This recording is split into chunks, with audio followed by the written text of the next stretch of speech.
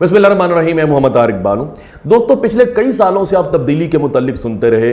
तब्दीली के ये गीत, गाने और नारे जब म्यूजिक के साथ आपकी समातों से टकराते थे तो आप भी झूम उठते थे, आप भी ये गीत गाते थे, ये नारे बुलंद करते थे, आप भी ये नाचते थे। लेकिन पिछले साल अप्रैल 2022 के बाद तब्दीली ने भी अंगड़ाई ली और तब्दीली भी तब्दील हो गई और तब्दीली के अंदर जिद्दत और शिद्दत आ गई और एक खास किस्म के सफर पर गामजन हो गई। इसका जब पहला पड़ाव हुआ तो यूं कहा जाने लगा, ये तब्दीली नहीं, एक जिहाद है, एक जंग है जिसमें आपको साथ देना है अच्छाई या बुराई का।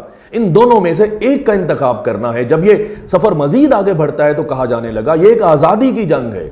सबसे पहले कहा जाने लगा हमने अंग्रेज साम्राज्य से आजादी हासिल करनी है। फिर कहा जाने लगा हमें पाकिस्तानी फौज, इनके जुल्मों इस्तबदाद से आजादी हासिल करनी है। उसके बाद मजीद जब ये ट्रेन आगे बढ़ती है तो कहा जाने लगा कि ये इनकलाब है, इस इनकलाब को लेकर हम लोगों ने आगे बढ़ना है।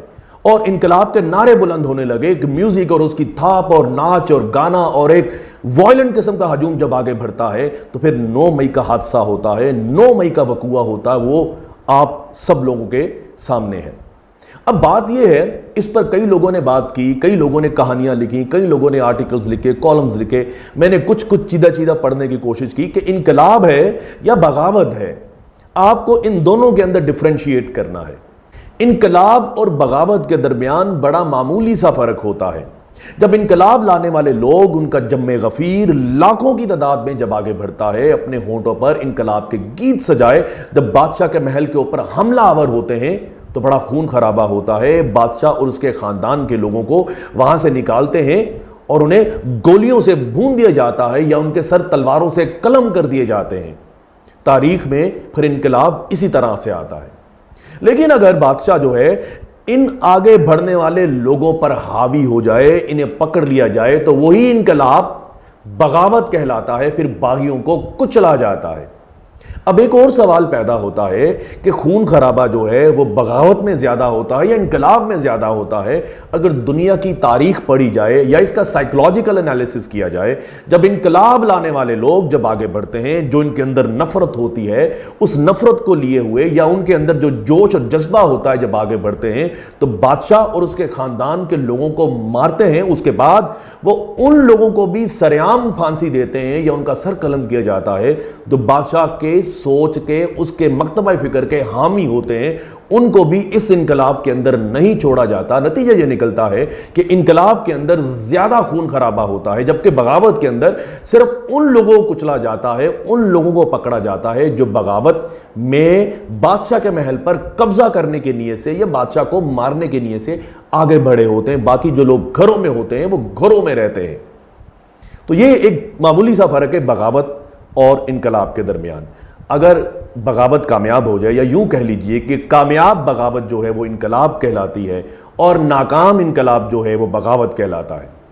तारीख में अब जाते हैं, 2-3 वाकयात मैं आप लोगों के सामने रखता हूं, बड़े दिलचस्प वाकयात।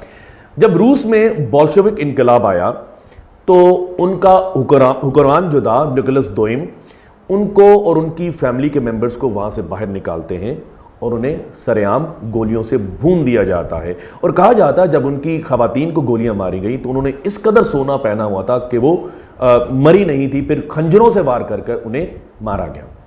इसी तरह जब फ्रांस में इनकलाब आता है तो उनके जो बादशाह थे लुई, उनको भी उनकी फैमिली के साथ, उनकी बीवी के साथ, बच्चों के साथ महल से बाहर निकालकर चौक चौराहे के ऊपर उनके सर कलम कर दिए जाते हैं। और कहते हैं कि गिलोटीन के अंदर उनके सर कलम किए गए।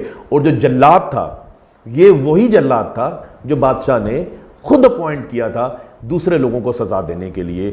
लेकिन उस गिलोटीन में बादशाह की गर्दन कलम की जाती है, सर कलम किया जाता है। इसी तरह जब रोमानिया में इनकलाब आया, वहां के बादशाह निकोलस चाउसेस्को ने भागने की नाकाम कोशिश की, लेकिन इनकलाबियों ने बादशाह को और उनके खानदान वालों को, उनकी बीवी बच्चों को पकड़कर फायरिंग स्क्वाड में लाकर गोलियां मार दी और इसी तरह उनका सरेआम कत्ल कर दिया।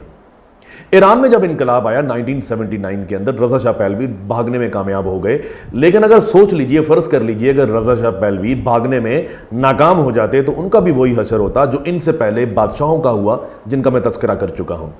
तो बात यह है कि जब जो है बागी जो है वो कामयाब हो जाए तो वो इनकलाब ले आते हैं, और जब बादशाह जो है ऐसे इनकलाब लाने वालों को पकड़ लेता है, इन्हें कुचलता है, तो वो इनकी कोशिश जो है बगावत कहलाती है। इस ज़मन में मैं एक बात कोट करना चाहूँगा। आज से 150 साल कबल न्यूयॉर्क टाइम्स में एक आर्टिकल छपता है, बड़ा अजीबोगरीब भी कह सकते हैं, बड़ा मज़े का आर्टिकल भी कह सकते हैं। ये वो ज़माना था जब पूरी दुनिया के अंदर बगावतें भी होती थी, इनकलाब भी आते थे। तो एक आर्टिकल लिखा गया और डेट इसकी है जी अक्टूबर 20, 1862। आर्टिकल का टाइटल है philosophy of crushing the rebellion vindicated. अगर गवर्नमेंट जो है, स्टेट जो है, एक बगावत को कुचल डालती है तो ये बात जस्टिफाई होती है। ये आर्टिकल का टाइटल है। उसके बाद मैं पहला पैराग्राफ और कुछ चीजें पढ़ता हूं। ये बड़ी मजे की चीजें हैं, बड़ी तकलीफदेह चीजें हैं। There is no word that so completely expresses the duty of the government towards the rebellion as word crush. कहते हैं ड्यूटी है ये गवर्नमेंट की toward the rebellion as the word crush. उसके बाद लिखा हुआ है the rebellion must be crushed. उसके बाद एक सांप की एग्जांपल दी हुई है। एन एडर, एडर कहते हैं सांप को, मे बी कॉल्ड कंकर्ड। आप एक सांप पर फतह हासिल कर सकते हैं if is aimless dart of poison fangs is rewarded with the blow. अगर आप इसे एक मुक्का मारें या जरब लगाएं, that drives him writhing to his hold, और वो वापस अपने होल में चला जाए। But if his head be crushed by the club, that is an end of him. His carcass rots above the ground and his poison sinks harmless through the sword into nature's alchemy. ये एक मुख्तसर सी बात थी जो New York times में लिखी गई।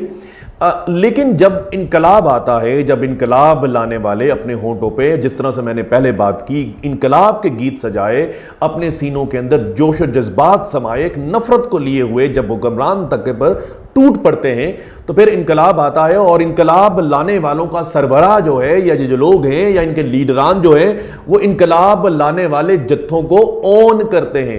ये कहते हैं बवांगे दोहल बहादुरी के साथ, ये हमारे लोग हैं जिन्होंने इमलाक को नुकसान पहुंचाया, जिन्होंने आग लगाई, जिन्होंने कश्त खून खेला।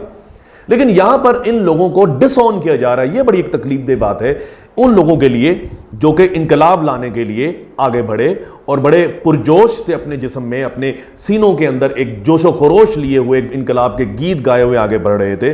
और इन लोगों के साथ एक बड़ा जुल्म हुआ, और इन लोगों को जुल्म यह हुआ कि इनके लीडरान ने इन्हें डिसऑन कर दिया। हाशिर खान दुरानी है, इनकी यह मुख्तसर सी वीडियो देख लें आप, चेहरा देखा होगा, बार बार टीवी पे आया। और आप ये बताइएगा ये चेहरा भी, ये बंदा भी आपका है या कोई और है, एजेंसियों का है, ये जरा देख लीजिए, फिर आगे बढ़ते हैं। लोगों इनकलाब मुबारक हो, फौजियों से जान छुड़ाएंगे, फैसला आवाम करेगी, कोई और फैसला नहीं कर सकता। इस मुल्क में 4 जर्नैल, 1 जर्नैल इस कौम का फैसला नहीं कर सकते। कोर कमांडर लाहौर का घर आप देख ले, अवाम फैसला आवाम कर रही है। जी, ये हाशिर खान दुरानी हैं जो बड़े जोश और जज्बात का इजहार कर रहे हैं, जिस तरह सारे लोग कर रहे थे, इनकलाब लाने वाले कर रहे थे, या बाद में जो बागी कहलाए वो कर रहे थे। लेकिन वो डिसऑन कर दिए गए, उन्हें कहा गया जी ये एजेंसियों के लोग हैं, ये हमारे लोग नहीं। तो हाशिर खान दुरानी अपने ट्विटर अकाउंट पे जाते हैं, आप भी देख लीजिए, इनके ट्विटर अकाउंट पे जाइए और पढ़िए ये अब इनकलाब नाकाम होने के बाद कौन से जज्बात का इजहार कर रहे हैं।